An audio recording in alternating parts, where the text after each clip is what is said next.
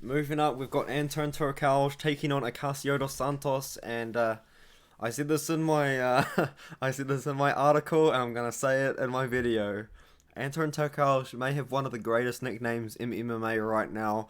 The Pleasure Man, Anton Turkalj, taking on Acacio dos Santos. And let me tell you one thing, man. I am sold on Anton Turkalj. I really like this guy. And one thing I really like about this guy, man, is that he's from Sweden and he's rumored to be a UFC card later on this year in Sweden. So if Anton Turkalj wins, he gets a contract, and then they put him on the Sweden card later this year, and boom, we just got a Swedish star, just like that. Too easy, honestly. In my opinion, I know what the UFC's doing with this one. I can see it, man. They're giving him a winnable matchup in Dos Santos, and Turkalj, I believe, is going to win, and I think he's going to pass this test with flying colours. He's going to win a UFC contract. They're going to put him on the UFC Sweden card, which is rumoured to be later on this year. I mean, you just got yourself a Swedish prospect just out of nowhere, you know what I mean? But hey, man, that's he's got to get through Acacio dos Santos first. But let's talk about the fight, man. So Anton Turkalj is 25 years old. He's 6'4", and he's 7-0, undefeated with 5 KOs and 2 submissions. Acacio dos Santos is 30 years old. He's 6'4", 14-4 with 6 wins by KO, no wins by submission. But he has actually, in my opinion, fought some pretty good competition. You know, Dos Santos has been around the block. He has fought some pretty good guys. Like, I mean, sorry, to start with, he did have a grappling belt with Carlos Felipe, which he won.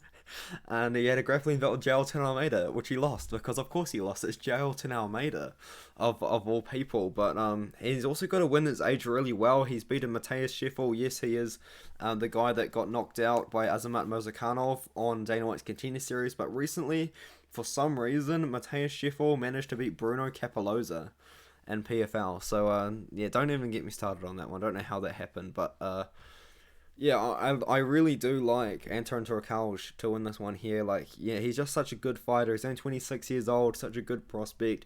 He's really explosive on the feet. He's got good kicks as well. He throws up a lot of kicks. I mean, he grappled with Alexander Gustafsson, and he had a really good amateur run as well. He made it all the way to the finals of the IMMAF European Championships, and he did lose a decision there. So he finished with an amateur record of 11-3.